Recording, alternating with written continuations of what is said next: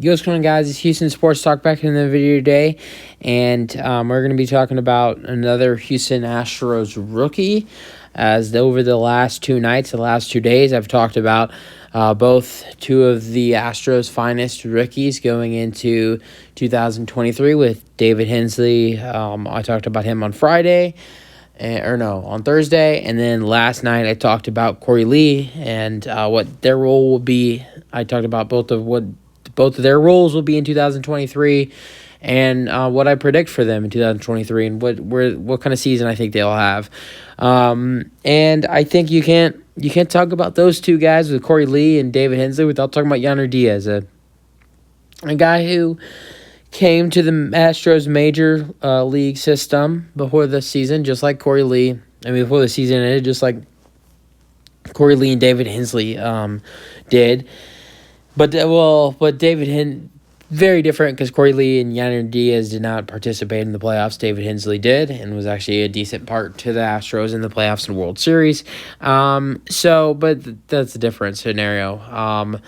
But Yainer Diaz does have a big part to this Astros team. He's, fighting for a job with the backup catcher position. Him and Corey Lee are fighting with it. I like Corey Lee more as a player, but Yainer Diaz can play some extra positions. If I'm not mistaken, I think he can play first base, and I think he can play second too. And if I'm not mistaken, again, I think he can play. Can he play left? I think I might have saw that he can play one of the outfield positions too, and I think it was left. He can play a lot of positions. I think Corey Lee's the better player, but here's the thing: we didn't see Yainer Diaz enough to judge. Think about this: he had a 125 batting average, but only had 8 at bats in the MLB with the Astros at the end of the season. He played in 6 games, which probably I think he only had 1 start, if not 1, 2. With 8 at bats, he had only had 1 start, and then the rest of his 5 games had to be pinch hits. Yeah, that makes sense because you have 3 at bats and a start, and then 5, and then the 5 other games were pinch hitting, so that equals up to 8 bats. So he only had 8 at bats, and in those 8 at bats, he had a base hit. Or more than a base hit. It was a double. It was a nice double, too. Almost went out of the park. Hit the wall. I think it knocked in a run, if I'm not mistaken. So he had an RBI as well. So he has some power. I like that about him. He has some power when he drives the ball. He reminds me a little bit of Martin Maldonado. I didn't see a lot of Yainer Diaz because at the end of the season when he was up in the majors, I really wasn't paying attention to the Astros at the end of the season. But I did see when he did hit that double, and it was a very nice, well put hit ball. Could have gone out in some stadiums, in some ballparks, and damn, that was a fast car. If you heard that, but. Yeah, I like this kid, but for right now, I just don't know. I think I don't think either of these guys are ready to be starting catchers in MLB, but right now, if I had to choose, I think Corey Lee is more MLB ready. And, I think that we haven't even seen enough of either of these guys. You put these guys combined at bats in 2023, they had a combined you combine their at bats from 2023. They had 33 at bats. We have not seen enough for these kids, so you can't judge on who's better. So that is why I would like to start the season with both Yainer Diaz and Corey Lee. For at least the first 2 series, start with Corey Lee and Yainer Diaz. Because you really haven't seen these 2 kids enough. If spring training, both players are doing good, or God forbid, both players are doing bad, and you don't have any intel, you don't know who.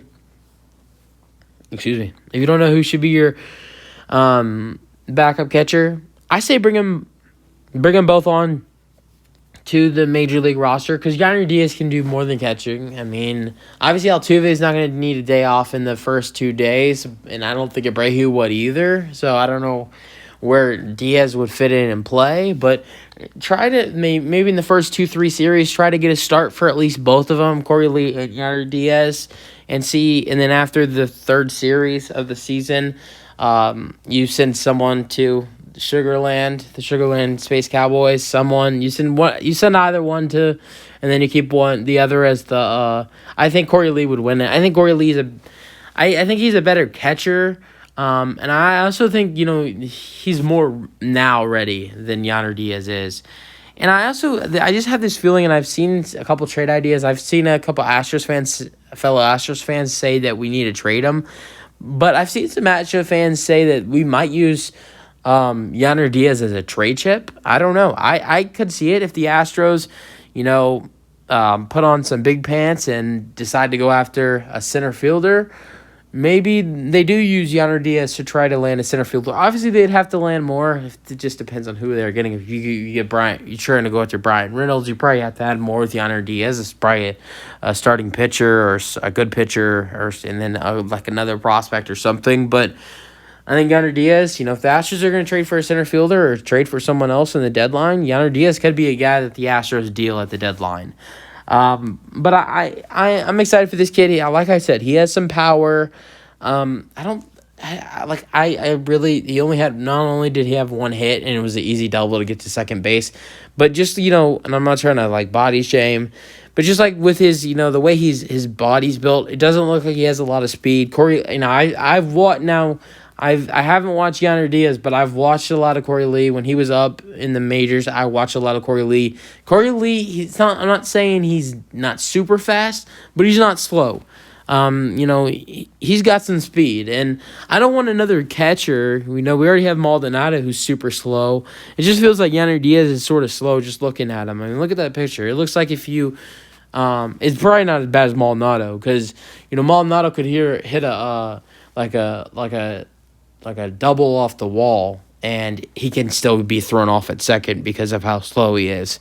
But it's just the way, I don't know. I could be wrong. He looks like a little, maybe the way he's, his body looks after hitting the ball in this picture.